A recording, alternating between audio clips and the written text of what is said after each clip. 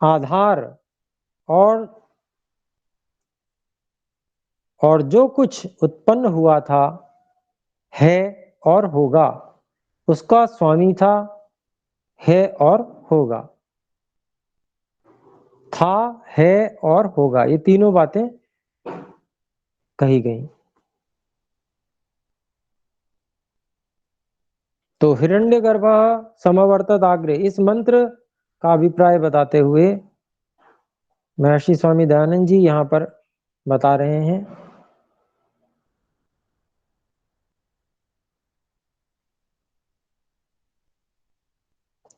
कि जो परमात्मा, जो ईश्वर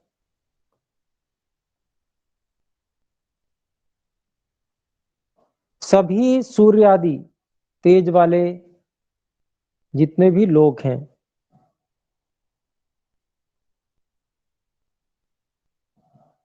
उनका उत्पत्ति स्थान है। अर्थात इन सबकी उत्पत्ति परमात्मा में ही हुई है। फिर दूसरी बात कहते हैं आधार।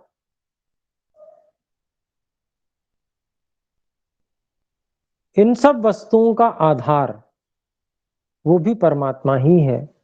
ईश्वर के ही आधार से ये सब वस्तुएं हैं।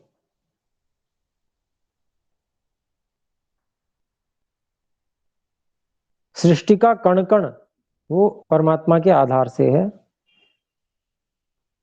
तो इसी कारण से जो सूर्य आदि जो तेज वाले लोक हैं, ये बड़े बड़े, बहुत बड़े बड़े लोक हैं, ये सब परमात्मा के ही आधार से हैं।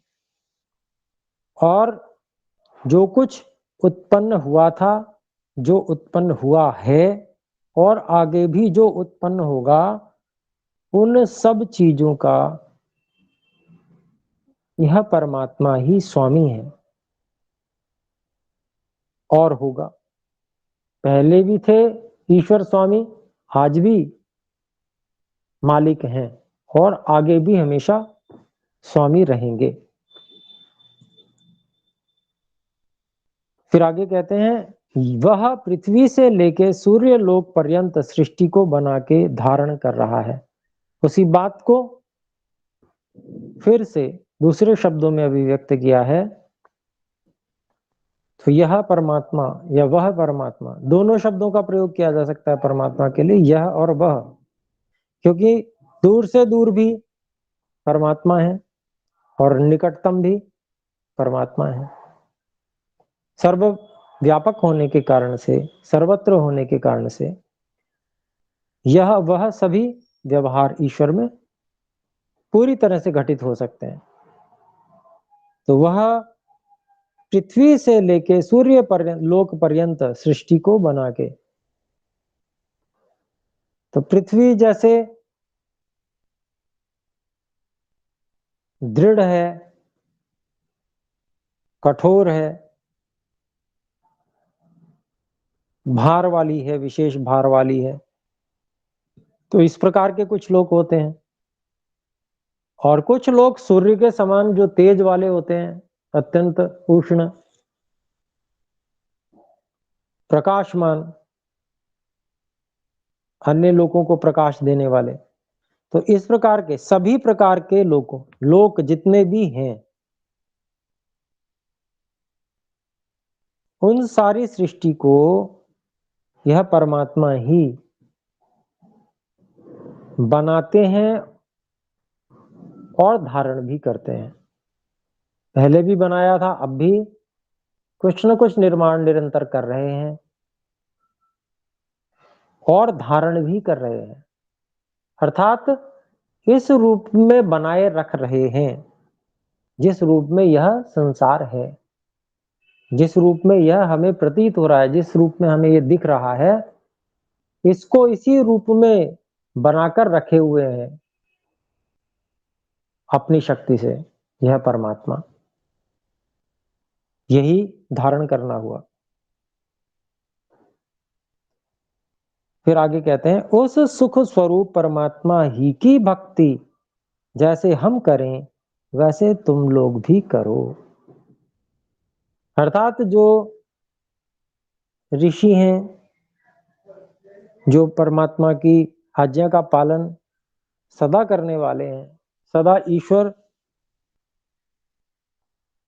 की ही भक्ति में लगे रहते हैं, ऐसे जो ऋषि मुनि हैं उनके मुंह से ईश्वर कहलवा रहे हैं कि इस सुख स्वरूप जो परमात्मा है उनकी ही भक्ति जैसे हम लोग करें, वैसे अन्य सभी सामान्य जन भी करें ईश्वर की ही भक्ति। फिर प्रश्न करते हैं, आप ईश्वर ईश्वर कहते हो परंतु इसकी सिद्धि किस प्रकार करते हो? ये बड़ा व्यापक प्रश्न है और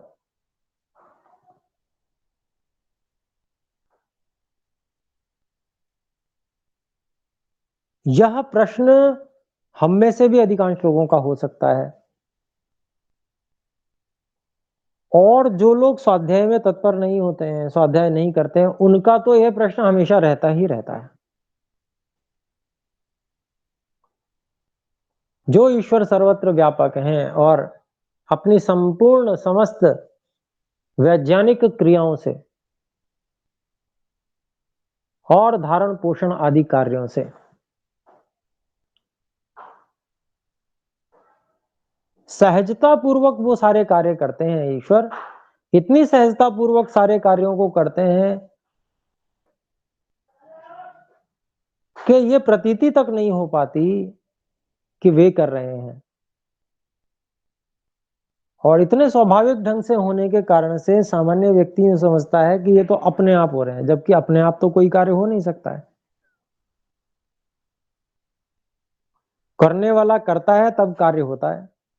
एक विद्वान उदाहरण दे रहे थे कि भाई एक ने कहा सब अपने आप हो रहा है, तो उनने कहा भाई ठीक है, पानी ले आओ, नींबू ले आओ, चीनी ले आओ, सामने रख दी, ठीक है जी, ये बनेगी तब हम पियेंगे, तब तक हम चर्चा करते हैं। तो कहते हैं भाई बनेगी कैसे, आप बनाओगे तब बनेगी। तो उन्होंने कहा भाई जब ये शिकंजी अपने आप नहीं बन सकती तो आप क्या सोच रहे हो, ये संसार ऐसे ही बन जाएगा? कितना सुंदर उन्होंने उदाहरण दिया। इसको भी बनाना पड़ेगा हमें, तब ये बनेगी। ये संसार जो निरंतर बन रहा है, बढ़ रहा है, धारण किया जा रहा है, ये ऐसे ही अपने आप हो जाएगा। तो ये जो इतना व्यापक प्रश्न है जिसके ऊपर बार बार व्यक्ति संदेह करता है, पता नहीं ये है अथवा नहीं है, जबकि सब कुछ इतना अधिक स्पष्ट है। दृष्टि चाहिए, देखने वाले की दृष्टि यदि है तो सब कुछ दृष्टिगोचर होता है। तो यही बात महर्षि दयानंद सरस्वती जी यहाँ पर कितने सुंदर ढंग से देखिए आगे स्पष्ट करेंगे। तो इस प्रश्न का उत्तर देते हुए कहते हैं, आप ईश्वर ईश्वर प्रश्न है, आप ईश्वर ईश्वर कहते हो परंतु इसकी सिद्धि किस प्रकार करते हो? उत्तर, सब प्रत्यक्ष आदि प्रमाणों से। जितने भी प्रमाण है सब प्रमाणों से होती है, और प्रत्यक्ष से भी होती है ईश्वर की सिद्धि। स्पष्ट सामने कहते हैं, प्रत्यक्ष से भी होती है। प्रश्न, ईश्वर में प्रत्यक्षादि प्रमाण कभी नहीं घट सकते। सामने वाला व्यक्ति ज्यादा जिद्दी है। प्रश्न करके उत्तर को समझने का प्रयास नहीं करता, कहता है कि नहीं, वो अपनी प्रतिज्ञा करने में जुट गया। ईश्वर में प्रत्यक्षादि प्रमाण कभी घट नहीं सकते, कभी नहीं घट सकते, ऐसा उसने प्रतिज्ञा कर दी। उसका उत्तर दे रहे हैं। न्याय दर्शन का सूत्र है, इंद्रियार्थ सन्निकर्षोत्पन्नम ज्ञानम अव्यपदेश्यम अव्यभिचारी व्यवसायत्मकम प्रत्यक्षम। यह गौतम महर्षि कृत न्याय दर्शन का सूत्र है, जो श्रोत्र, त्वचा, चक्षु, जिह्वा, घ्राण और मन का शब्द, स्पर्श, रूप, रस, गंध, सुख, दुख, सत्य असत्य विषयों के साथ में संबंध होने से ज्ञान उत्पन्न होता है, उसको प्रत्यक्ष कहते हैं। परंतु वह निर्भ्रम हो। ऋषियों की जो बात होती है वो एक एक शब्द समझने योग्य होता है, जानने योग्य होता है। यहां पर देखिए कैसे कह रहे हैं, जो श्रोत्र त्वचा चक्षु जिह्वा घ्राण, ये 5 इंद्रियां जो ज्ञानेंद्रियां हैं इनको गिनाया, फिर उसके बाद में और कहा और मन का।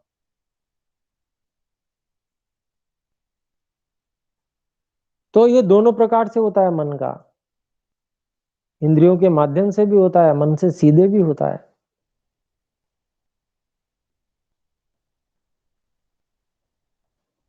शब्द स्पर्श रूप रस गंध सुख दुख सत्य असत्य विषयों के साथ में,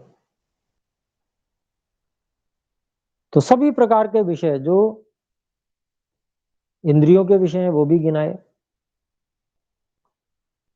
सुख दुख आदि, और सत्य असत्य विषय जो मन के हैं उनको भी साथ में गिनाया। उन सब विषयों के साथ में संबंध होने से जो ज्ञान उत्पन्न होता है उसको प्रत्यक्ष कहते हैं, परंतु वह निर्भ्रम हो, अर्थात उसमें कोई भ्रांति ना हो। और भ्रांति भी निश्चयात्मक होती है,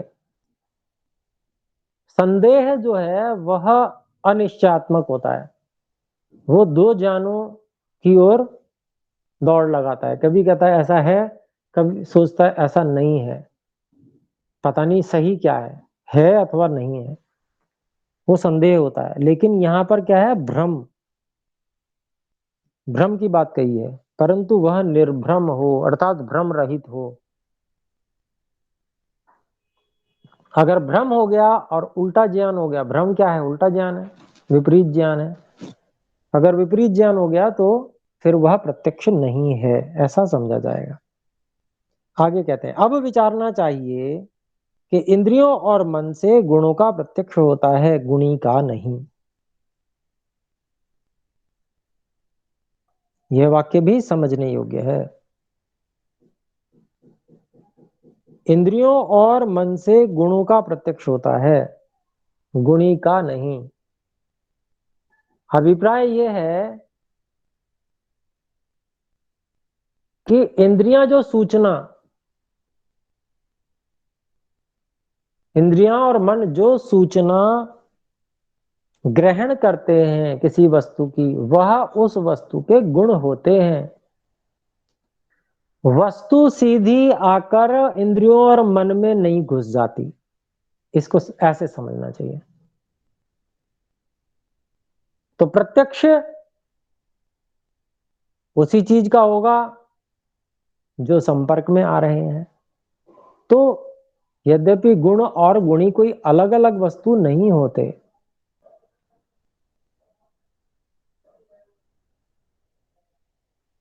गुणी ही उन गुणों का आधार होता है, परंतु उन गुणों की जो प्रतिकृति इंद्रियों और मन के माध्यम से प्राप्त होती है, उसके लिए यहां पर यह कहा गया है कि वस्तु का प्रत्यक्ष गुणों से होता है, गुणों का प्रत्यक्ष होता है, गुणी का नहीं होता है, यह अभिप्राय है।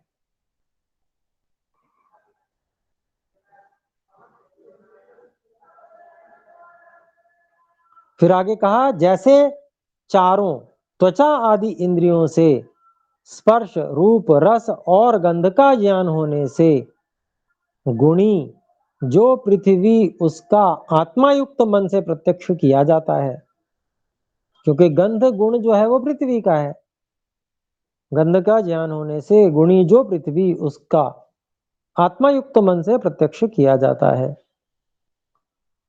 तो पृथ्वी में सब प्रकार की गंध है, लेकिन पार्थिव पदार्थ अनेक प्रकार के हैं, जैसे जीरा है तो उसमें अलग प्रकार की गंध है, हींग है उसमें अलग प्रकार की गंध है, सब पार्थिव पदार्थ है।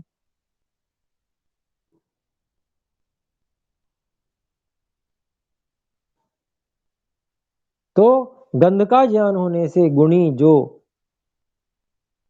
चाहे जीरा कहें चाहे हींग कहें, जो भी पार्थिव पदार्थ है उसका गंध जब पता चल गई तो उसका आत्मायुक्त तो मन से प्रत्यक्ष किया जाता है, वो गंध का प्रत्यक्ष हो रहा है, सीधा ज्ञान हो रहा है गुण का। गंध रूपी गुण का सीधा सीधा ज्ञान हो रहा है, और उससे ये पता चल रहा है कि जीरे की गंध है या हींग की गंध है। तो ये प्रसिद्ध है दोनों चीजें, इस कारण से मैंने इसका उदाहरण लिया, और सबने उसकी गंध भी प्राय सूंघी हुई होती है। तो गंध का ज्ञान होने से गुणी जो पृथ्वी, उसका आत्मायुक्त मन से प्रत्यक्ष किया जाता है, वैसे इस प्रत्यक्ष सृष्टि में, अब इस वाक्य को और आगे जो कहा जा रहा है इसको बहुत विशेष ढंग से समझना है। वैसे इस प्रत्यक्ष सृष्टि में रचना विशेष आदि ज्ञान आदि गुणों के प्रत्यक्ष होने से परमेश्वर का भी प्रत्यक्ष है। रचना विशेष, अपने शरीर की रचना देख लें, कितनी विशेष रचना है।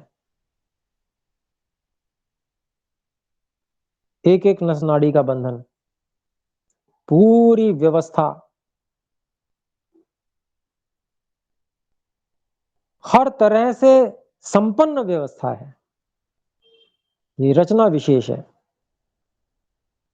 पूरे शरीर के एक एक अंग को देख लें, सूक्ष्म छोटे से छोटा हो चाहे बड़े से बड़ा अंग हो, अंदर तक की जो वैज्ञानिक संरचना है वो आश्चर्यचकित कर देने वाली है। ये रचना विशेष है। रचना विशेष आदि और ज्ञान आदि गुणों। अब रचना विशेष में ज्ञान अनुगत है, उसमें ज्ञान लगा हुआ है। अगर ज्ञान न हो तो ऐसी विशेष रचना बनाई नहीं जा सकती है। तो जब हम यह देखते हैं, रचना विशेष को देखते हैं और उसमें अनुगत जो ज्ञान आदि गुण हैं उनको देखते हैं, उनका प्रत्यक्ष होता है हमें, तो उससे परमेश्वर का भी प्रत्यक्ष हो जाता है।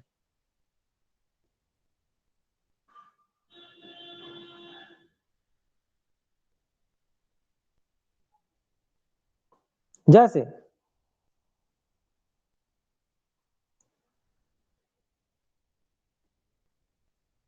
हम किसी बढ़ई को देखते हैं, वो कुर्सी बना रहा है, तो वो कुर्सी बना रहा है, बनाते हुए को हम देख रहे हैं।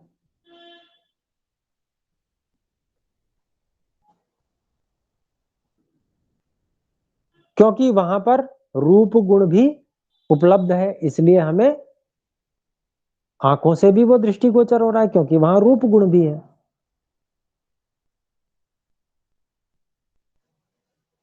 वहां पर जो साधन है उस बढ़ई के, हाथ आदि, और साथ में हथौड़ी, रंधा, वसूली, ये सब जो यंत्र हैं वो सब भी, उनमें भी रूप गुण है, इसलिए वो सब दिख रहे हैं। तो वहां हमें प्रत्यक्ष हो रहा है बढ़ई का। अब हम थोड़ा सा भिन्न उदाहरण लेते हैं, जहां हमें कर्ता दिखेगा, कर्ता के साधन नहीं दिखेंगे। दूसरा उदाहरण है चुंबक का। चुंबक में लोहे को खींचने की जो सामर्थ्य है, उसके सामर्थ्य के कारण से चुंबक को लोहे के निकट रखने से वह लोहे को अपनी ओर खींच लेती है। तो यहां पर चुंबक एक तरह से कर्ता है, खींचने वाला कर्ता है। तो चुंबक तो दिख रही है, लेकिन खींचने के लिए जो उसने हाथ बढ़ाए वो नहीं दिख रहे। लोहे को पकड़ के अपनी ओर घसीट लिया, खींच लिया, वो हाथ हमें नहीं दिख रहे हैं। अब हमें देखना ये है, समझना ये है कि क्या हमें चुंबक की शक्ति का साक्षात अनुभव हो रहा है, प्रत्यक्ष हो रहा है, अथवा नहीं हो रहा है। तो मैं समझता हूं हम सभी इस बात को स्वीकार करेंगे कि चुंबक में जो लोहे को खींचने की शक्ति है, उस शक्ति का हमें साक्षात्कार हो रहा है। सामने हम प्रत्यक्ष देख रहे हैं कि वो लोहे को खींच ले रही है। इसको भी हम प्रत्यक्ष कहेंगे। अब हम इनसे भी और आगे बढ़ते हैं तो कोई कर्ता ऐसा भी हो सकता है जो अदृश्य हो, जो न दिखे। यहां तो शक्ति कर्ता की जो है वो अदृश्य थी, वो भी हम साक्षात अनुभव कर रहे थे। लेकिन अगर कर्ता भी अदृश्य हो तो, और कर्ता की क्रिया होती हुई दिख रही हो तो, सामने बिल्कुल प्रकट हो रही हो, वो निरंतर हो रही हो, उसको हम देख रहे हो, तो क्या हम उसको प्रत्यक्ष नहीं मानेंगे? वो ज्ञानपूर्वक हो, विशेष हो, ऐसी विशेष हो कि सामान्य रूप से कोई कर ही नहीं सकता हो। ये कोई विशेष की ही, जिसकी बहुत विशेष व्यक्ति की सामर्थ्य हो ऐसी, वो कर सकता हो, और वो कार्य हो रहा हो निरंतर, तो क्या मानेंगे? क्या वो साक्षात नहीं है, प्रत्यक्ष नहीं है? वो भी प्रत्यक्ष ही है। ऐसा अपने लोगों को समझना चाहिए।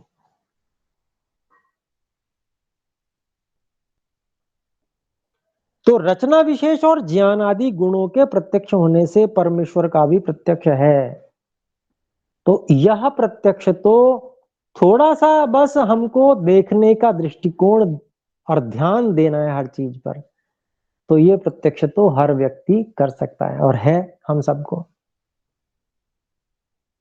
छोटे बच्चे को देखते हैं, बढ़ रहा है, अगले ही दिन वो थोड़ा सा बड़ा हुआ मिलता है।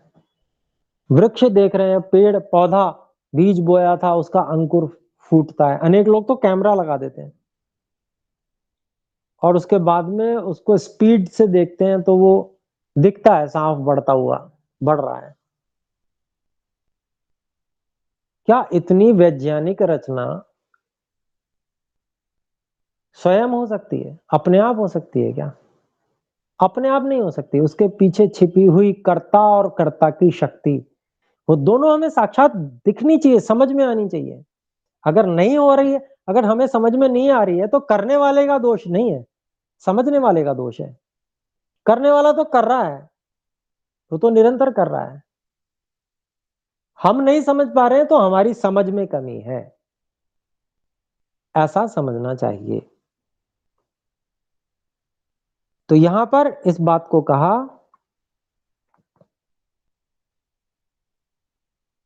महर्षि दयानंद सरस्वती जी ने कि रचना विशेष आदि ज्ञान आदि गुणों के प्रत्यक्ष होने से परमेश्वर का भी प्रत्यक्ष है। और जब आत्मा मन और मन इंद्रियों को किसी विषय में लगाता व चोरी आदि बुरी व परोपकार आदि अच्छी बात के करने का जिस क्षण में आरंभ करता है, उस समय जीव की इच्छा ज्ञान आदि उसी इच्छित विषय पर झुक जाता है। उसी क्षण में आत्मा के भीतर से बुरे काम के करने में भय, शर्म और लज्जा,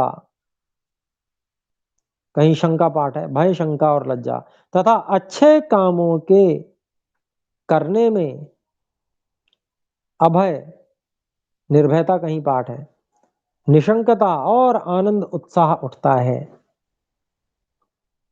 यह जीवात्मा की ओर से नहीं किंतु परमात्मा की ओर से है।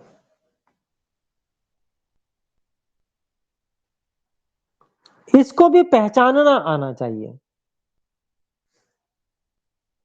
एक सामान्य रूप से महर्षि स्वामी दयानंद जी ने इस बात को यहां पर हमारे सामने प्रकट किया है, परंतु अपने लोगों को और समझना चाहिए। महर्षि जी ने एक बात कही कि यह जो अंदर से उठने वाला बुरे काम को करने में भय, लज्जा, शंका, शर्म, और अच्छे कार्यों को करने में जो निर्भयता, अभय, निशंकता, आनंद और उत्साह है, यह अंदर से आता है, उत्पन्न होता है, और ये अपनी ओर से नहीं है। क्यों नहीं है? इसका सीधा सीधा कारण यह है कि स्वयं अपने लिए कोई भी भय उत्पन्न नहीं करना चाहता।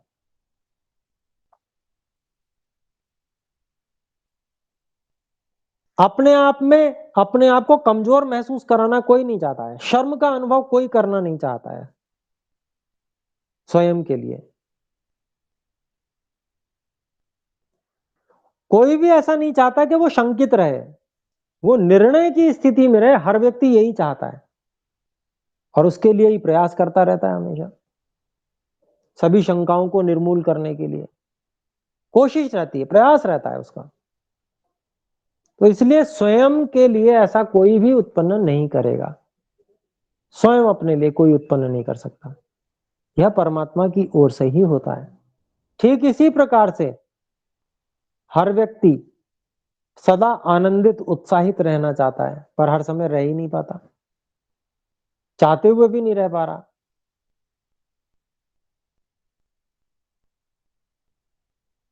इसका मतलब ये हमारा स्वाभाविक नहीं है, हमारे अंदर से स्वयं उत्पन्न किए जाने योग्य नहीं है।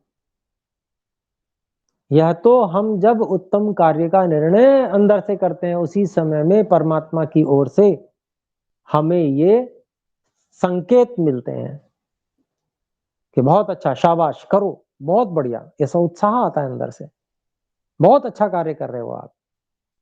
अंदर से प्रसन्नता प्रस्फुटित होती है, अंदर से खिल जाता है व्यक्ति।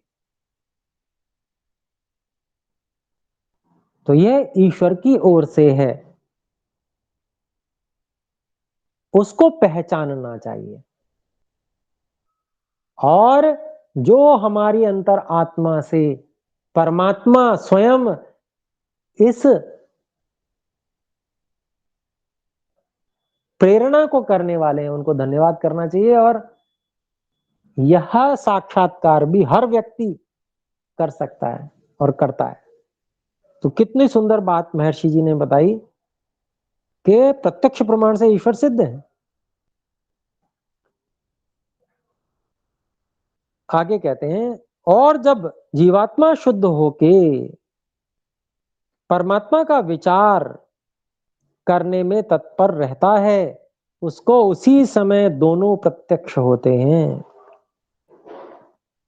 अपना भी प्रत्यक्ष होता है शुद्ध होने पर। शुद्ध होने का पहले संकल्प करना होता है कि मुझे केवल सत्य ही जानना, सत्य ही मानना, सत्य को ही धारण करना है। जब यह संकल्प हो जाता है और उसके लिए व्यक्ति एड़ी से चोटी तक का जोर लगाता है, हर तरह से प्रयासरत होता है, ऐसी स्थिति में वह धीरे धीरे शुद्ध होता जाता है। और यही बात यहां कही, जब जीवात्मा शुद्ध होके परमात्मा का विचार करने में तत्पर रहता है, तो जब वो शुद्ध होता है तो फिर जो करता है वास्तव में, जो सारे संसार का करता है, उसकी ओर ध्यान जाता है और उसकी ओर आकर्षण बढ़ता है। आकर्षण बढ़ने से शुद्ध अंतःकरण से जब परमात्मा को चाहता है, तो परमात्मा उसे शरण में ले लेते हैं और उसी समय दोनों प्रत्यक्ष होते हैं। स्वयं का और परमात्मा का, सभी का, दोनों का प्रत्यक्ष होता है। जब परमेश्वर का प्रत्यक्ष होता है तो अनुमान आदि से परमेश्वर के ज्ञान होने में क्या संदेह है। तो तीन प्रकार बता दिए। एक तो रचना आदि और ज्ञान आदि गुणों से प्रत्यक्ष है, दूसरा अंदर से होने वाली प्रेरणा के द्वारा प्रत्यक्ष है, और तीसरा योगियों के आंतरिक प्रत्यक्ष, शुद्ध अंतःकरण से होने वाले समाधि प्रत्यक्ष की बात की। तीन प्रकार के प्रत्यक्ष बता दिए महर्षि दयानंद सरस्वती जी ने। तो जब ये कहते हैं कि जब ईश्वर का साक्षात्कार होता है, प्रत्यक्ष होता है, तो अनुमान तो होगा ही होगा, क्योंकि अनुमान प्रत्यक्ष पूर्वक ही होता है। तो इसलिए अन्य प्रमाण भी, सभी प्रत्यक्षादि प्रमाणों से ईश्वर सिद्ध हैं, उसकी सिद्धि में कोई भी संदेह बिल्कुल भी नहीं है।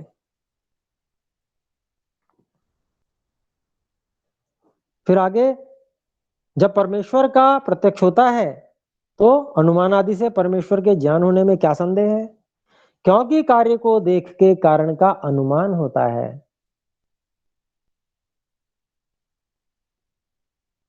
जैसे बिल्डिंग को देखकर ये ध्यान में आता है कि किसी कारीगर ने बनाया है, निश्चित रूप से बनाया है, तो ये अनुमान हो रहा है किसी ना किसी ने बनाया है। ये बनी हुई चीज सामने है तो कभी इसको किसी ने बनाया होगा। ऐसे ही सारी की सारी सृष्टि बनी हुई हमारे सामने है।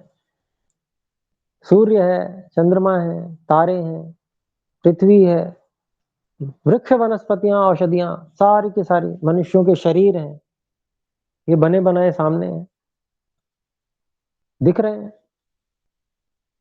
तो इतनी वैज्ञानिक संरचना को करने वाला निश्चित रूप से कोई बहुत बड़ा वैज्ञानिक है, बहुत सामर्थ्य युक्त शक्तिशाली व्यक्ति है, ऐसा अनुमान होता है। तो अनुमान से भी परमात्मा जाने जाते हैं।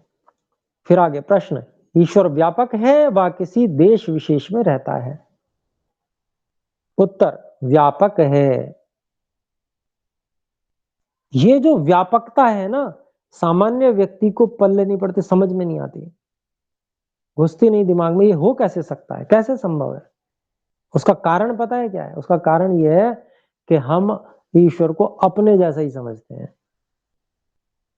थोड़ा 19-21 ऊपर नीचे होगा ऐसा समझते हैं। ये कारण है कि हम ईश्वर को समझ ही नहीं पाते।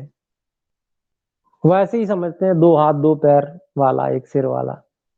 ठीक है, सिर के ऊपर थोड़ा मुकुट वगैरह और ज्यादा होगा, और क्या है।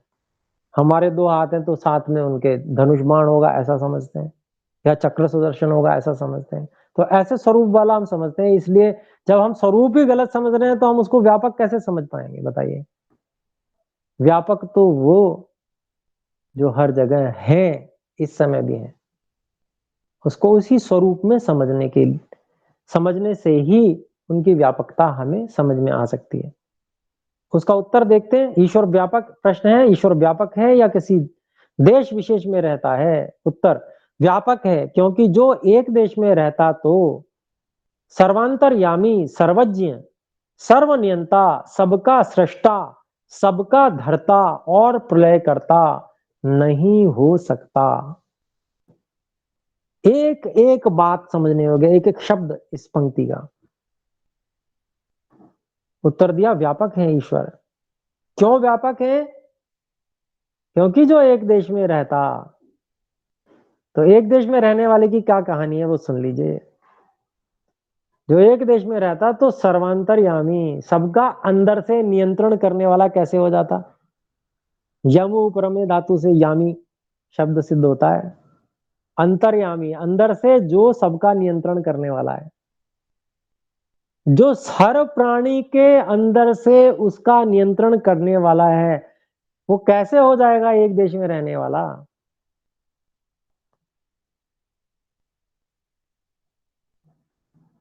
खुद को ही हम उदाहरण में ले लें, हम किस किस का नियंत्रण कर लेंगे? अपना ही हो नहीं पा रहा है, दूसरे की बात तो छोड़ दें। कितनी भी ताकत, कितनी भी शक्ति हम हासिल कर लें तो भी किस किस का नियंत्रण कर लेंगे? इस ब्रह्मांड कितना बड़ा है। तो एक देशी व्यक्ति के बस की ये बात नहीं है जो सबके अंदर से उनका नियंत्रण कर सके। वही जो अभी यहाँ पर प्रेरणा करने वाली बात, भय, लज्जा, शंका इत्यादि उत्पन्न करके या आनंद, उत्साह, निर्भयता देकर, और सबको हर समय उपलब्ध रहते हुए यह नियमन करना कैसे संभव हो जाएगा एक देश में रहने वाले के लिए? जो सब जगह हर समय उपस्थित हो वही कर सकता है। फिर आगे कहते हैं, सर्वज्ञ कैसे हो जाएगा एक देशी? एक देश में रहने वाला सब कुछ कैसे जान सकता है? अपना ही उदाहरण ले लें। कितने ही आप कैमरे लगा लीजिए, कितने ही आप कुछ कर लीजिए, सब जगह की खबर तो आप रख ही नहीं सकते। आप और हम, मतलब आपसे अभिप्राय यही है। हम सभी, हम कहते हैं कि हम अकेले अकेले नहीं, हम सारे मिल भी जाएं तब भी नहीं कर सकते। कितने भी साधन ले लें, कितने भी आविष्कार कर लें, कुछ भी कर लें, परंतु एक देशी होने के कारण से हम सब कुछ जानने वाले कभी हो ही नहीं सकते। जो व्यापक है, जो सब जगह है, पहले से विद्यमान है, वही ऐसे परमात्मा ही सब कुछ जानने वाले हो सकते हैं। फिर आगे कहते हैं सर्वनियंता, सब पर नियंत्रण करने वाले। कर्म फल देकर सबको नियंत्रण में रखते हैं, फल देकर कुछ स्वतंत्रता भी प्रदान करते हैं, लेकिन नियंत्रण फिर भी पूरा है। तो सर्वनियंता, प्रत्येक पूरी की पूरी सृष्टि को नियंत्रण में रखने वाले हैं। पृथ्वी की गति जो है वो इतनी रहेगी, सूर्य से पृथ्वी की दूरी है तो इतनी रहेगी, नियंत्रण नहीं तो और क्या है। जरा सा घट और बढ़ जावे तो ठंड में मर जावे, और कम हो जावे तो अग्नि से झुलस जावे गर्मी से। कितना जबरदस्त नियंत्रण है, एकदम कंट्रोल सब चीज पर, एक एक चीज पर। तारे, असंख्य तारे, रात्रि में जब सिर उठाकर आकाश की ओर देखते हैं तो आश्चर्य से भर जाते हैं। हर चीज को ऐसा नियंत्रण में लेकर रखा हुआ है ईश्वर ने, हर वस्तु को, सूक्ष्म से सूक्ष्म और बड़ी से बड़ी। सारे के सारे प्रतिक्रियाएं, क्रिया की प्रतिक्रियाएं हाजिर है एकदम से, सब कुछ पे एकदम पूरा नियंत्रण में लेकर, सारी व्यवस्थाओं को नियंत्रण में रखकर ईश्वर चला रहे हैं। ठीक है, कर्म में हम स्वतंत्र हैं, लेकिन सीमा फिर भी है।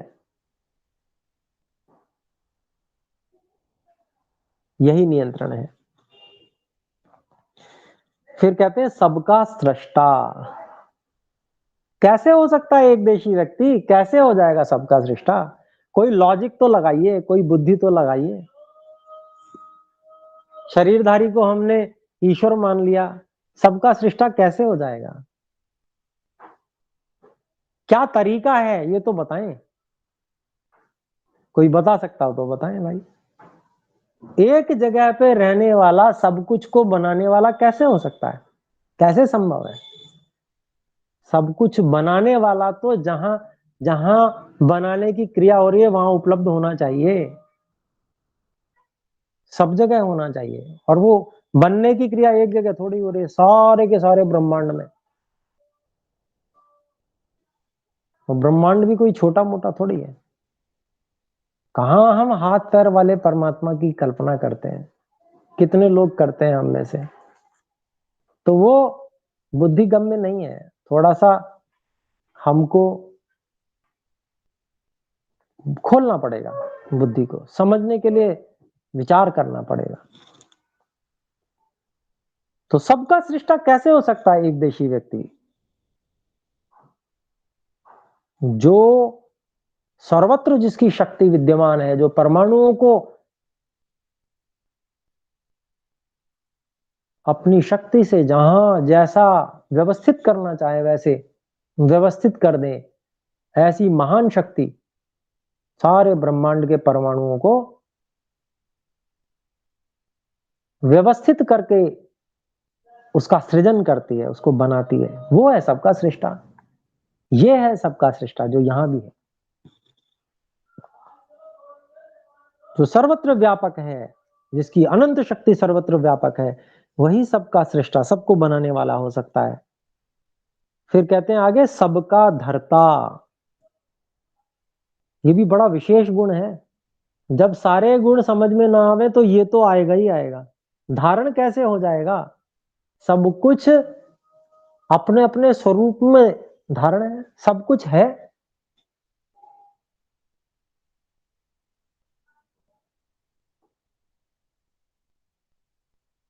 तो उसको धारण करने वाला कौन है? और सब वस्तु सब जगह भी तो है। जहां हम कह रहे हैं कि यहाँ खाली स्थान है, यहां भी तो वायु है। और वायु नहीं तो आकाश तो है ही है, आकाश भी परमाणु जन्य है, उसको धारण करने वाला कौन है? तो हर वस्तु को जैसे ही हम देखते हैं, तो अगर हम ये इसके पीछे इसको धारण करने में किसकी शक्ति लगी हुई है, ये इसका स्वरूप ऐसा कैसे बना हुआ है? लोहा है तो लोहा आखिर लोहा है क्यों? वो इस लोहे के रूप में क्यों है? लकड़ी अगर लकड़ी है तो लकड़ी के रूप में वह क्यों है? आदि सब चीजों में हम लगाते चले जाएं। ये धारण करने वाला, क्या एक देश में रह के वो किसी चीज को धारण कर सकता है क्या? किताब पकड़े पकड़े ही हाथ दर्द हो गया, क्या धारण करेंगे हम? क्या सामर्थ्य हमारी है? जो सर्वशक्तिमान सर्वत्र व्यापक परमात्मा, जो सारे के सारे संसार की हर वस्तु को धारण किए हुए हैं, यह सबके धर्ता ऐसे ही हो सकते हैं कि जो वो व्यापक हों, अनंत शक्तिमान ऐसे ही हो सकते हैं। और प्रलय करता, एक देशी व्यक्ति कैसे प्रलय कर लेगा? ठीक है, मैं कहता हूं कि ठीक है, एक देश मिलकर हजारों परमाणु बम बना ले, कितना विनाश कर लेगा? कितनी सामर्थ्य है एक पृथ्वी? बस एक पृथ्वी को भी पूरी तरह से नष्ट नहीं कर सकते कि इस पृथ्वी के एक एक कण को अलग अलग कर डालें। चाहे कुछ भी कर लें तो ये सामर्थ्य नहीं मिल पाएगी कि इसके परमाणु परमाणु को अलग अलग कर दें इस पृथ्वी के।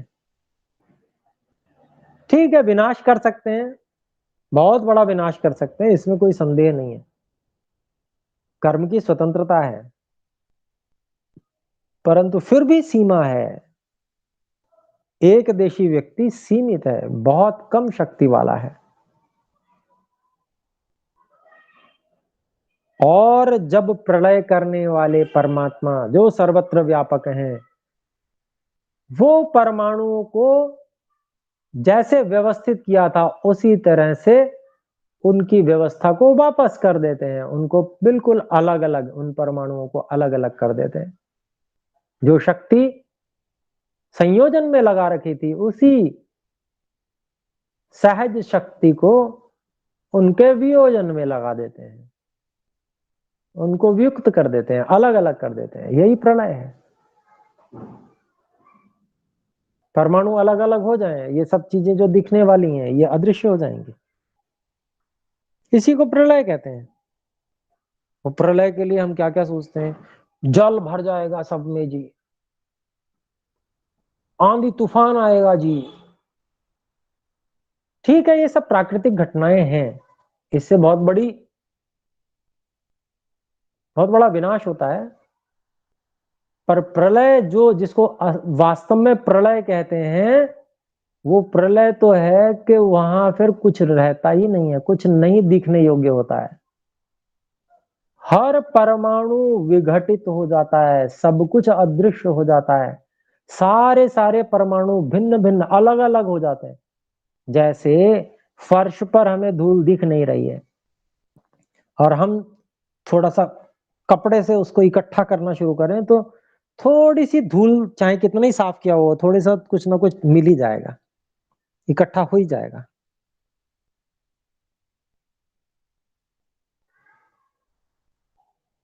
तो इसी तरह से जिसको हमने इकट्ठा किया वो बिखरा हुआ था, तो दिख कहां रहा था? नहीं दिख रहा था ना। ठीक इसी तरह से जैसे ही सारे के सारे ब्रह्मांड के सारे परमाणु भिन्न भिन्न होंगे, अलग अलग होंगे, वियुक्त होंगे, एक दूसरे से दूर होते जाएंगे, हर परमाणु दूर होता जाएगा, तो अदृश्य स्थिति उत्पन्न हो जाएगी, अवस्था उत्पन्न हो जाएगी, यही प्रलय है। तो जो यह वाक्य है, इस वाक्य को समझने की बड़ी आवश्यकता है कि ईश्वर को जो हम अच्छे से समझना चाहते हैं कि वास्तव में ईश्वर है क्या, तो उत्तर देते हैं ईश्वर व्यापक है, वह किसी एक देश विशेष में रहते हैं तो व्यापक हैं, क्योंकि जो एक देश में रहता तो सर्वांतरयामी, सर्वज्ञ, सर्वनियंता, सबका सृष्टा, सबका धर्ता और प्रलयकर्ता नहीं हो सकता।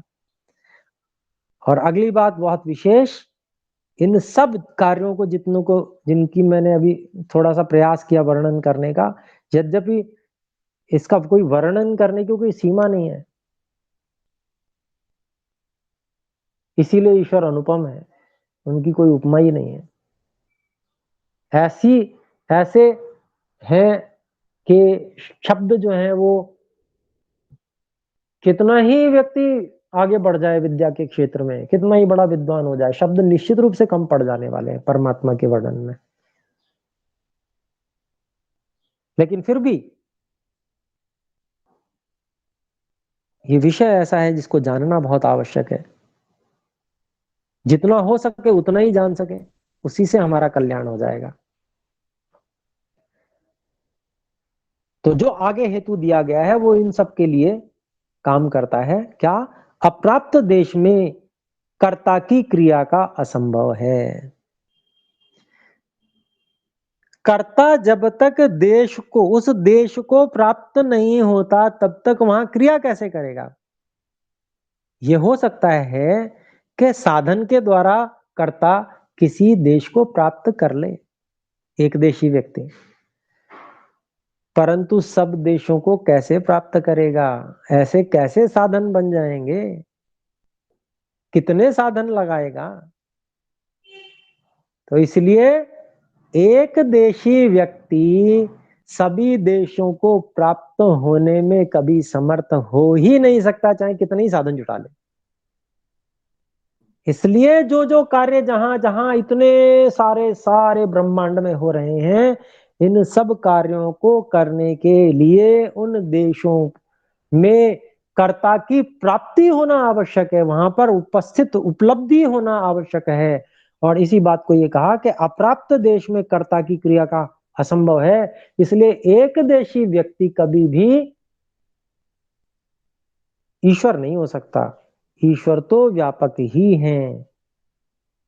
तो ये जरा सी बात है, लेकिन वास्तव में बहुत अधिक समझने योग्य, बहुत चिंतन करने योग्य है और हृदय में बिठाने योग्य है।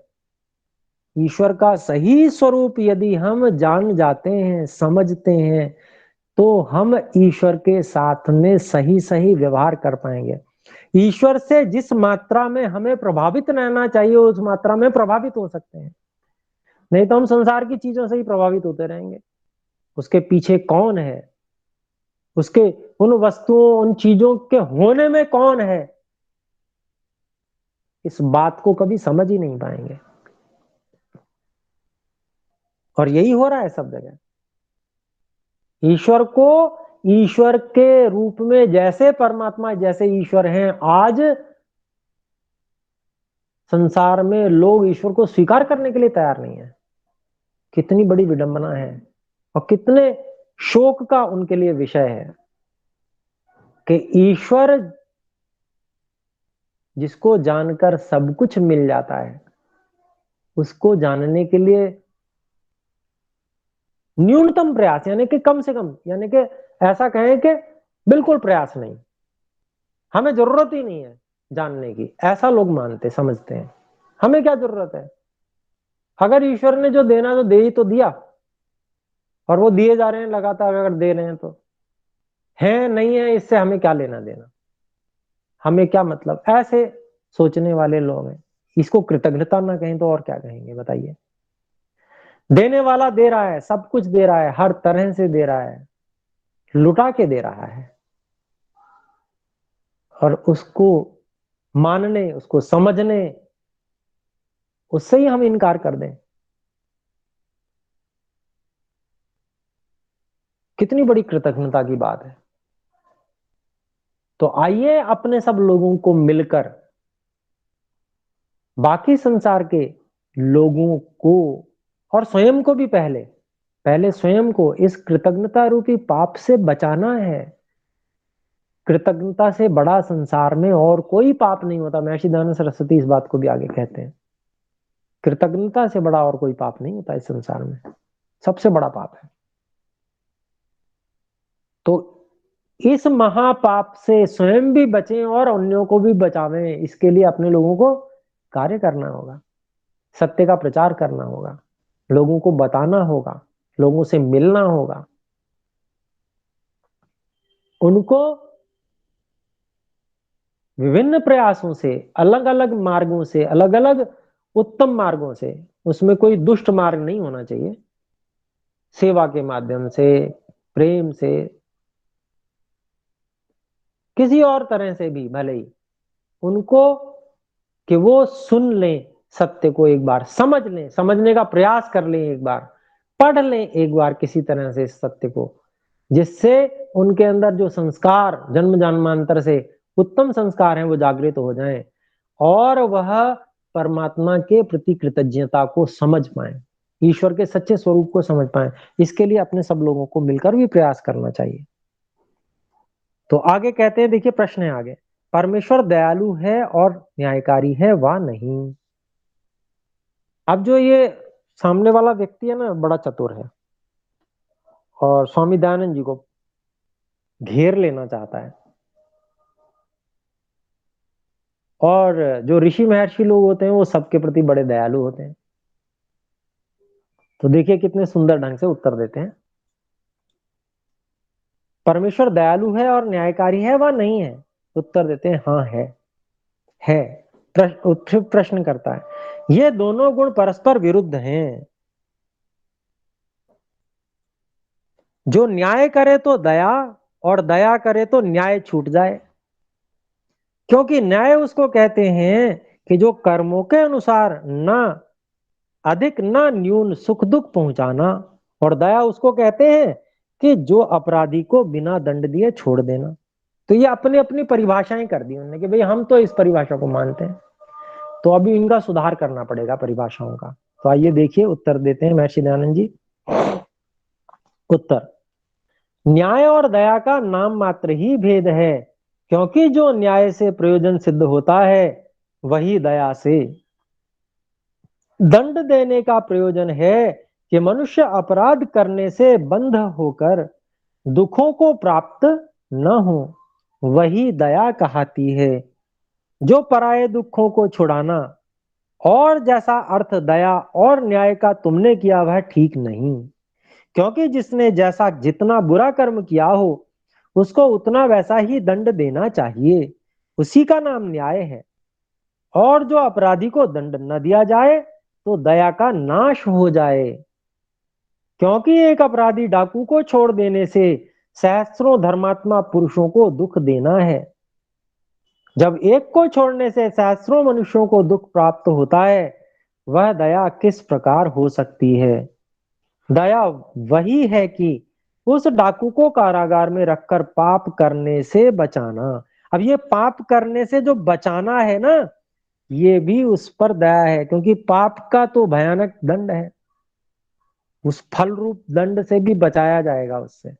ये उसके ऊपर दया की जा रही है, उसको कारागार में रखकर, या वो किसी भी प्रकार से नहीं मानता तो उसके प्राणों तक को छुड़ा देकर भी उस पर दया की जाती है, कि कम से कम वो इस जन्म में जो उसने संस्कार ऐसे बुरे बना लिए हैं कि अब वो बुरे कर्म से रुक ही नहीं सकता, तो शरीर को छुड़ाकर राजा जो न्यायाधिकारी है वह उस पर दया करता है। तो यही बात ये कहां पर कही जा रही है, दया वही है कि उस डाकू को कारागार में रखकर पाप का करने से बचाना, डाकू पर और उस डाकू को मार देने से अन्य सहस्र मनुष्यों पर दया प्रकाशित होती है। तो ये जो महर्षि जी ने ये बात लिखी है, यह सामान्य रूप से जो तौबा कर लेने वाले लोग हैं उनको समझ में नहीं आती है, जबकि उनको समझ में आनी चाहिए। उनको समझ में ना आने का मुख्य विशेष कारण यही होता है क्योंकि उनके मस्तिष्क में बचपन से ही मूल सिद्धांतों को गलत भर दिया जाता है। पुनर्जन्म आदि जो वास्तव में सत्य सिद्धांत हैं, जो कि व्यवहारिक हैं, व्यवहार में देखने में आते हैं सर्वत्र, उन सब सिद्धांतों को बचपन से ही उनके मस्तिष्क से साफ कर दिया जाता है। और एक अगर यही सिद्धांत पुनर्जन्म आदि का सिद्धांत आ जाए ना, फिर तो वो स्वयं ही खोज कर लेंगे। लेकिन उनके मस्तिष्क से इस पुनर्जन्म के सिद्धांत को सबसे पहले काटा जाता है, उसके मूल को, जो सत्य का मूल है उसको काटने का प्रयास किया जाता है, और फिर उसके बाद में फिर उल्टी सीधी चीजें भरते हैं उनके दिमाग में कि कयामत का दिन आएगा, उस दिन न्याय करेंगे, और वो न्याय होगा, उसमें न्याय भी कैसा होगा, जैसी मर्जी होगी वैसा होगा, जिसको मर्जी आएगी उसको वैसा देंगे। मतलब ऐसा विचित्र करके रख दिया परमात्मा को इन लोगों ने कि, और लोग जो फंस रहे हैं उसमें बेचारे, पहले तो जबरदस्ती वो फंस जाते हैं उसके अंदर, फिर उसके बाद में उनकी जो कुल परंपरा रहती है, उनकी जो संतानें होती हैं, उनको मदरसा इत्यादि में भेज भेज कर वहां पर उनका ब्रेन वॉश करके और उनको गलत सिद्धांत मस्तिष्क में भर दिए जाते हैं, और फिर वो उल्टा ही व्यवहार करने लगते हैं। तो इस अंध परंपरा को रोकने की भी व्यवस्था होनी चाहिए, उसके लिए भी प्रयास होने चाहिए। और वो उसका जो स्वामी श्रद्धानंद जी ने जो कार्य किया, महर्षि दयानंद जी का भी उनको आशीर्वाद हमेशा से प्राप्त था कि जिसको कहा शुद्धि का आंदोलन, यही एकमात्र उपाय है कि शुद्धि का इतना बड़े स्तर पे कार्य होना चाहिए कि जिससे कि जो पीढ़ियां खराब हुई हैं, उनकी जो आगे आने वाली पीढ़ी है, उनको गुरुकुलों में भेजा जाकर उनको सत्य सिद्धांतों से परिचित कराया जा सके। और जब वो सत्य सिद्धांतों से परिचित होंगे, पुनर्जन्म आदि के, ईश्वर के सच्चे स्वरूप के हेतु पूर्वक,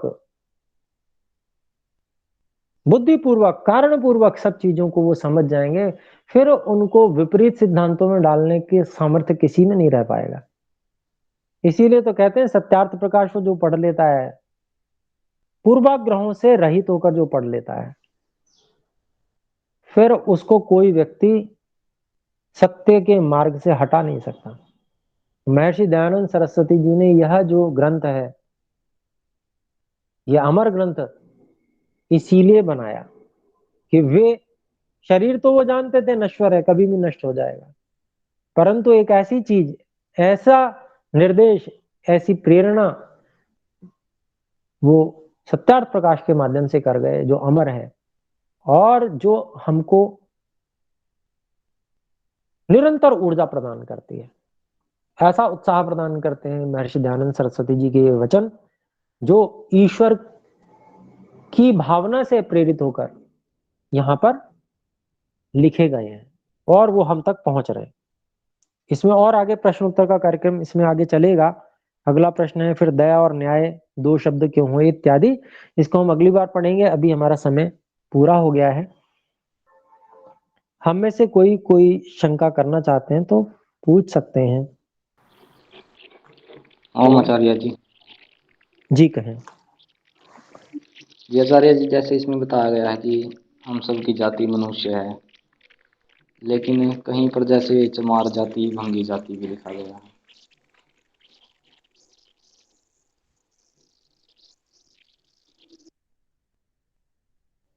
जी, तो अभिप्राय ये आप पूछना चाहते हैं कि ऐसा क्यों है? जी, ऐसे ही पूछने जाते हैं। जी देखिए, हम जानते हैं और हमारा इतिहास इस प्रकार का रहा कि पीछे के काल में आर्यों में जो शिथिलता आई, आलस्य प्रमाद हुआ, उसके कारण से विद्या के प्रति, वेद विद्या के प्रति जो पुरुषार्थ होना चाहिए वो करना बंद कर दिया गया, जिसके कारण से बहुत सारी समस्याएं की और कुरीतियां अपने आर्यों के समाज में प्रचलन में आ गई।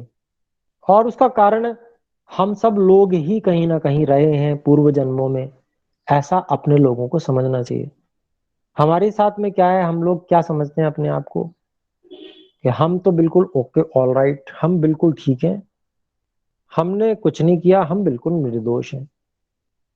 अगर हम बिल्कुल निर्दोष हैं तो ऐसी दुरावस्था में परमात्मा ने हमें क्यों लापटका? क्या परमात्मा अन्यायकारी है? नहीं, ईश्वर अन्यायकारी नहीं है। ऐसे वातावरण को बनाने में, जो वातावरण आज है, चाहे कितना ही बड़ी दुरावस्था का वातावरण क्यों ना हो, ये सब वातावरण बनाने में कहीं ना कहीं हमारा विशेष योगदान रहा है। इसीलिए इसको सुधारने के लिए जो कार्य परमात्मा ने दिया है वो हमारे कंधों पर दिया है। तो इसका कार्य भी अपने लोगों को करना है। और वो कैसे करना है? वो समान रूप से विद्या का प्रचार करके, वहां किसी के साथ भेदभाव न करके, जिन लोगों को दलित कहा जाता है, आज भी जो लोग समाज में उपेक्षा का शिकार हो रहे हैं, उनको, हम आर्यों को अपने हृदय से लगाना चाहिए। उनकी संतानों को, उनके संतानों को के लिए हमको उनके प्रति वचनबद्ध होना चाहिए कि आप निश्चिंत रहें, आपकी संतानों को जितनी इनमें सामर्थ्य है उसमें अपनी सामर्थ्य को और जोड़कर इनको ऊंचे से ऊंचा विद्वान बनाने का हम प्रयास करेंगे। इतनी ऊंची योग्यता इनमें लाने का प्रयास करेंगे कि अगर ये स्वयं चक्रवर्ती सम्राट बन जाए तो भी हमें बहुत प्रसन्नता होगी। इसमें इतनी योग्यता आ जाए, इसमें इतनी योग्यता आ जाए कि ये ब्राह्मणों में सर्वोत्तम ब्राह्मण बन जाए। उसके लिए हम इसके प्रयास करेंगे, आपकी संतानों के लिए। तो उन ऐसे लोगों को, जो भी उनमें जो अभाव है, जो भी है, वो उन सब के लिए अपने लोगों को, अपने समाज को, जो संपन्न है, समर्थ है, उन लोगों को, उनको अपने हृदय से लगाकर और उनके लिए अपने लोगों को कार्य करना चाहिए। उनकी थोड़ी बहुत उपेक्षा, उनकी जो थोड़ी बहुत नाराजगी है, उसको भी सहन करना चाहिए। उनके प्रति प्रेम का भाव रखना चाहिए, क्योंकि बहुत से लोग जो है ऐसे भी हैं जो आज भी उसी कुमार्ग पर चल रहे हैं, जिस कुमार्ग के फलस्वरूप हम सबको इस दुरावस्था के वातावरण में जन्म ले दिया परमात्मा ने। उसी कुमार्ग को वो छोड़ नहीं रहे हैं। और वो ऐसे जो लोग हैं उनके प्रति उपेक्षा का व्यवहार, खाली केवल उपेक्षा का नहीं बल्कि उद्दंडता उनके प्रति वे लोग करते हैं। तो ऐसे लोगों को भी चिन्हित करके उनको हतोत्साहित करना और आजकल की जो कानून व्यवस्था उसके माध्यम से उनको दंडित करवाना, ये सारा कार्य भी अपनी ओर से होना चाहिए।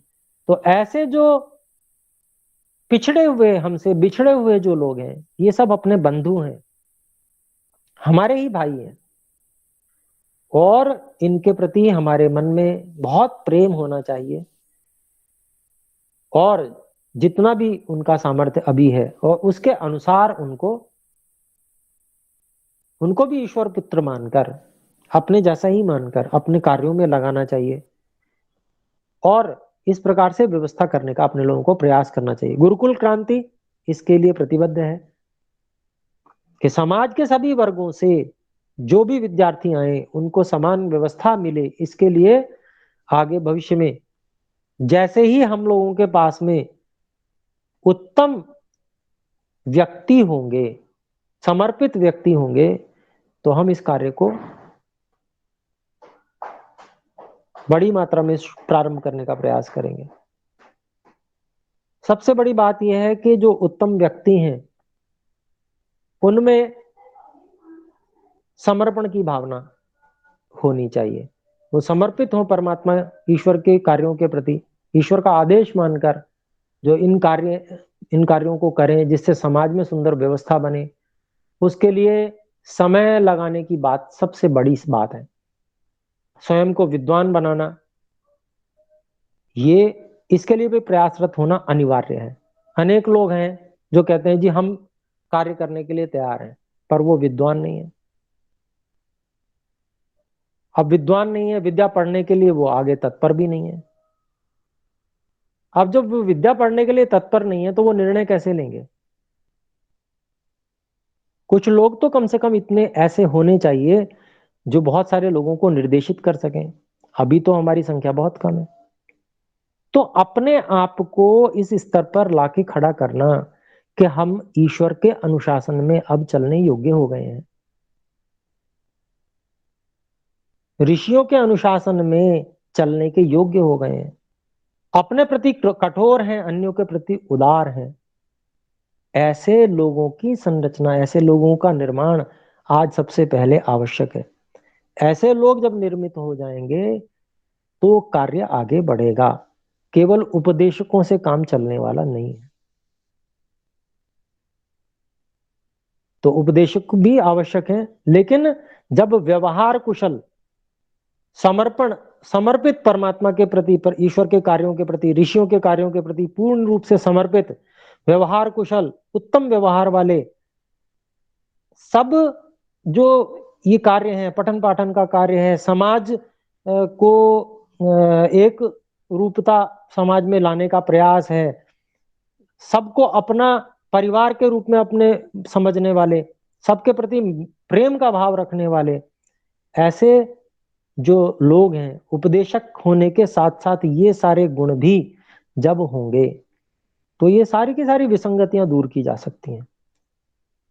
तो सबसे पहला प्रयास गुरुकुल क्रांति का यही है, और ये सब कक्षाएं चलाने का हमारा प्रयोजन यही है कि हम में ईश्वर के प्रति श्रद्धा, विश्वास, समर्पण जागृत हो। वेदों के पठन पाठन के लिए हम लोग अपने जीवन का समर्पण करें। जब हम पढ़ेंगे, पढ़ाएंगे और लाभ प्राप्त करेंगे वेदों से, तो हमें ये लगेगा कि ये जीवन के निर्माण की सर्वोत्तम पद्धति है। तो हम कभी भी ये पाश्चात्य जो शिक्षा प्रणाली, इसकी ओर आकर्षित नहीं होंगे। हमको उसके साफ साफ कमियां नजर आने लगेंगी। कमियां तो अभी भी नजर आती हैं, पर हमको अपने पर विश्वास नहीं है अभी, अपनी वैदिक व्यवस्था पर विश्वास इतना अधिक दृढ़ नहीं है, वेदों पर इतना विश्वास दृढ़ नहीं है। इस कारण से हम अभी बहुत पिछड़े हुए हैं। तो ऐसे लोग जिनको स्वाभिमान हो वैदिक संस्कृति पर, वो उसके लिए सब कुछ त्यागने के लिए तैयार हो जाएं कि नहीं चाहिए, पाश्चात्य व्यवस्था ही नहीं चाहिए, कुछ नहीं चाहिए, कोई व्यवस्था नहीं चाहिए इन पाश्चात्यों की, हमें सारी व्यवस्थाएं वेद के अनुसार हो सकती हैं। ऐसे भाव वाले व्यक्ति जब होंगे हमारे पास में, हम लोग होंगे स्वयं, और एक बड़ा समूह होगा, तो वहां से फिर वह कार्य फैलता चला जाएगा, वो उत्तमता फैलती चली जाएगी। तो उसके लिए प्रयासरत हैं, आप सब लोग भी उसमें सम्मिलित हों, तैयार करें अपने आप को, इतनी श्रद्धा अपने अंदर जगाएं परमात्मा के प्रति, वेदों के प्रति, ऋषियों के प्रति, और उन सब उद्देश्यों को, उन सब निर्माण प्रक्रियाओं को जो गुरुकुल में होती हैं, उन सबको हम समझें और उसके लिए अपने को समर्पित करने के लिए तैयार करें। उसी से कुछ होने वाला है। जो इस तरह से जो आजकल कुछ चल रहा है, इससे कुछ होने वाला नहीं है। ये तो ठीक है काम चलाने के लिए कि भाई थोड़ा सा हमारे ग्रंथ कुछ जीवित रह जाएं और बिल्कुल ही समाप्त ना हो जाए ये परंपरा, इसके लिए हम थोड़ा सारा बल तो हम पाश्चात्य जो प्रवाह है उसकी ओर अपना लगाए हुए हैं, और थोड़ा सा घंटा 2 घंटा समय हम इसके लिए लगा रहे हैं। जैसे कि हमने पीछे नारा दिया था कि आप केवल ये समझौते के लिए है कि लोग कम से कम 2 घंटा तो दें, नहीं तो हम सोचें इसके लिए कितनी आवश्यकता है। हजारों नहीं लाखों लोगों को समर्पित भाव से लगने की आवश्यकता है, पूर्ण समर्पण भाव से, अपनी चिंता छोड़कर सब कुछ लगा देने की आवश्यकता है। तब जाके ये भारतीय संस्कृति और जो कुछ विसंगतियां आई हैं वो सब समाप्त हो पाएंगी। बहुत बल लगाने की आवश्यकता है, और ये सुधार करने के लिए ही परमात्मा ने हमें इस परिस्थिति में डाला है। इस बात को अपने लोगों को समझना चाहिए। ईश्वर की जो वो है संकेत है, उसको अपने लोगों को समझना चाहिए। तो खैर समय बहुत हो गया, और आपका प्रश्न भी बहुत अच्छा था। वास्तव में समाज की ये विसंगतियां दूर होनी चाहिए। अपने जो बंधु हैं, अपने भाई हैं, अपने जो हैं, वे ही वैदिक संस्कृति की ओर आकर्षित हो सकते हैं, वे ही वैदिक संस्कृति को मान सकते हैं, समझ सकते हैं, उनके संस्कार वैसे हैं। तो उन लोगों को अपने साथ में जोड़ना, अपने साथ में लेकर चलना, उनमें से भी विद्वान तैयार हों। हम तो उन लोगों में से हैं कि हमारे जो दादा गुरु हैं स्वामी सत्यपति जी महाराज रहे हैं, मतलब तो नहीं है, वे एक मुस्लिम परिवार से थे। तो हम लोग तो इस तरह से विश्वास रखने वाले लोग हैं, और हमें हमारे अंदर उनके प्रति कभी ऐसी भावना कभी आई ही नहीं कि ये कौन से परिवार से थे या नहीं थे। उनकी प्रेरणाएं ऐसी होती थी कि बस हम लोग तो ऐसे तैयार हो जाते थे कि बस अभी क्या करना है बताओ, अभी करेंगे हम तो, ऐसे तैयार। उनके वाणी में जो बल था और वो जो बातें कहते थे, उनका समर्पण का स्तर जो था ईश्वर के प्रति, ऋषियों के प्रति जो समर्पण का स्तर था, ऐसा जबरदस्त स्तर था कि सामने बैठा व्यक्ति जो है वो स्वयं ही तैयार हो जाता था। तो ऐसा ही प्रभाव, ऐसे ही प्रभाव वाले बहुत सारे व्यक्ति चाहिए। हमको स्वयं को भी वैसा ही बनाना है, तो जाके समाज में कार्य होगा। तो चलिए अब विराम करते हैं, समय बहुत हो गया। एक बार ओम का उच्चारण करें। ओ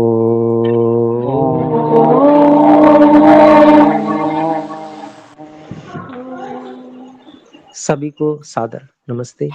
नमस्ते। नमस्ते।